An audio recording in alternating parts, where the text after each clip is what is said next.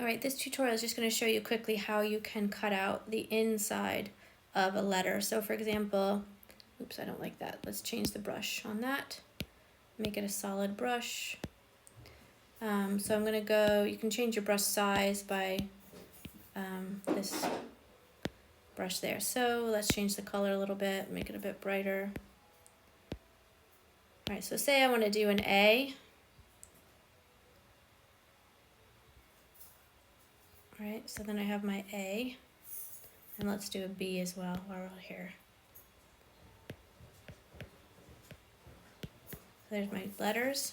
Now if I want to cut out the inside of those and put something behind them, what I can do is go, oops, I didn't mean to do that, go to this one, and then you can do select subject, and it doesn't really do a very good job. So we're probably going to have to do it ourselves, which is fine. So let's go deselect, and then let's go to, no, that one's not going to work either.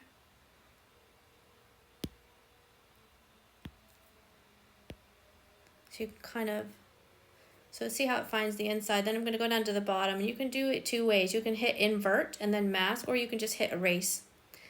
So that worked out well. And then let's try it again to the paintbrush one. We're going to find the inside there, and then I'm going to hit erase. So the only thing, it didn't really do that little part of the B very well. So we might have to paint that part of the B back in. Okay, so as you can see, the insides of the letters have been erased. So then if I want to put an image behind that, I could just pick an image. So I don't know, pick the toucan one, for example. And if I want to put that behind one of these letters, I can put it over there, for example, and then just change the layering. So now you can see that that is behind.